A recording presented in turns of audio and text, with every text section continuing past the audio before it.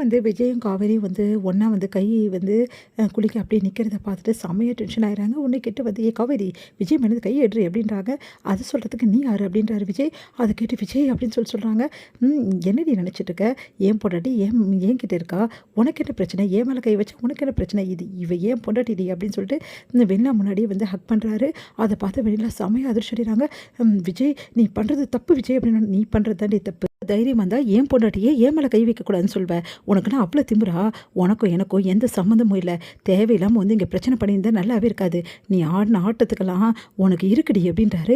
அதை கேட்டு செம்மையாக டென்ஷன் ஆகுது. விஜய் இப்படி வெளியே வர முடியும்? நீ எப்படி வந்த வெளியே? காவேரி நீ தான் ஏதாவது பண்ணியா அப்படின்னு சொல்லிட்டு கேட்குறாங்க. ஆமாம் பின்ன அவள் தான் பண்ணா. நீ பண்ண பேசின எல்லா விஷயத்தையும் காவேரி கிட்ட எல்லாம் ரெக்கார்ட் பண்ணி எடுத்து வந்து போட்டு காமிச்சிட்டா. இப்போது அவள் தான் எல்லாமே பண்ணியிருக்கா அப்படின்னு சொல்லிட்டு சொன்னோன்னே அதிர்ச்சி அடைகிறாங்க. நீ என்ன சொல்கிற ராகினி? ஆமாம் இப்போ தான் அப்பா எனக்கு எல்லா விஷயத்தையும் சொன்னார் அப்படின்னு அதிர்ச்சியாக பார்க்குறாங்க. காவேரி என்னை ஏமாத்திட்டல, உன்னை சும்மா விட மாட்டேன்டி அப்படின்னு சொல்லிட்டு இருக்கிறாங்க. உன்னை விஜய் வந்து தடுத்து நிறுத்துறாரு. உனக்கு அவ்வளோதான் மரியாதைங்கிறது போயிடு. என்ன பண்ண நினச்சிட்டு இருக்க? ஏன் பொண்டாட்டி மேலே கை வைக்கலான்னு பார்த்தியா? அவ்வளோதான் உனக்கு அப்படின்றாரு.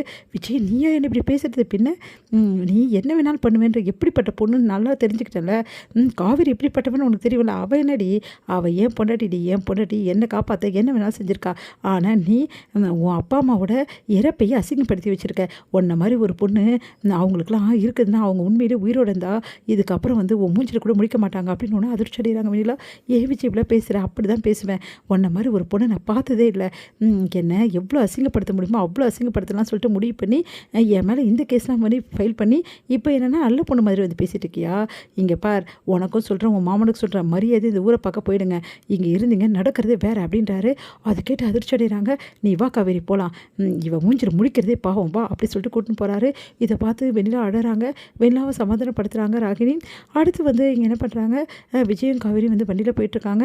காவேரி கிட்டே எல்லாம் வந்து ஹோட்டலில் பார்த்துருக்கா. ஐயோ ஒரு ஹோட்டல் கூட கிடைக்கலையே, காவேரி ரொம்ப பசியாக இருக்காளே, இப்போ என்ன பண்ணுறது, ரொம்ப லேட் ஆகிடுச்சு போட்டிருக்கேன் அப்படின்னு சொல்லிட்டு இங்கே தவிச்சு போகிறார் விஜய். விஜய் டென்ஷன் ஆகாதீங்க, விடுங்க நான் தண்ணி குடித்தேன், வீட்டுக்கு போனால் நான் சாப்பிட்டுக்கிறேன் அப்படின்னு. அதெல்லாம் தெரியாது காவேரி, நீ உன்னை சாப்பிட அமிச்சாதான் எனக்கு நிம்மதி காவேரி.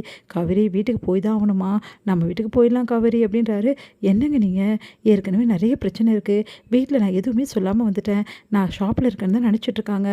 இப்போ நான் வந்து வீட்டுக்கு போனால் நல்லா இருக்குமா? அப்புறம் பெரிய பிரச்சனை ஆகிடுங்க, கொஞ்ச நாள் போகிறதுக்குங்க ப்ளீஸுங்க அப்படின்னோடனே சரி காவேரி, ஆனால் ஒரு விஷயம் சொல்கிறேன் காவேரி, இதுக்கப்புறம் நான் சொல்கிறேன், என்ன நடந்தாலும் சரி, இதுக்கப்புறம் எந்த விஷயமா இருந்தாலும் சரி, நீ எடுக்கிறது தான் காவேரி முடிவு, நான் எடுக்கிறது கூட முடிவில்லை, நீ என்ன சொன்னாலும் நான் கேட்பேன் காவேரி, உனக்காக என் உயிரை அப்படின்னோடனே கையை வச்சு வாயை வந்து அப்படியே வந்து வைக்கிறாங்க. வாய் மேலே, விஜய் வாய் மேலே. அப்படிலாம் சொல்லாதீங்க அப்படின்னு சொல்லிட்டு. இல்லை காவேரி, நான் நிஜமாக தான் சொல்கிறேன்டி, நீ இல்லாமல் நேரம் நான் வெளியே வந்திருக்கவே முடியாது. நீ எனக்காக எவ்வளோ வந்து நிற்கிற, பாப்பா வயிற்றில் இருக்குது, அப்போ கூட அதை கூட யோசிக்காமல் எனக்காக நிற்கிறேடி. ஏங்க எனக்கு பாப்பா இப்போ தான் வந்துச்சு, ஆனால் நீங்கள் தாங்க என் குழந்தை அப்படின்னு சொல்லிட்டு அப்படியே கட்டிக்கிறாங்க. விஜய் வந்து அப்படியே காவேரி கட்டிக்கிறாங்க. 2 பேரும் அப்படியே கண் கலங்குறாங்க. சரி காவேரி, அங்கே பாரு ஒரு சின்ன ஷாப் இருக்குது, இங்கே சாப்பிட்லாமா? சாப்பிட்லாங்க, நல்லா தாங்க இருக்கும், வாங்குங்க அப்படின்னு சொல்லிட்டு போய் சாப்பிட்றாங்க. 2 பேருமே சாப்பிடும்போது கண் கலங்குறாங்க. காவேரி சாப்பிடு காவேரி நல்லா அப்படின்னோடனே காவேரிக்கு பிறக்க எடுத்து அப்படியே தண்ணி குடிக்கிறாரு விஜய்.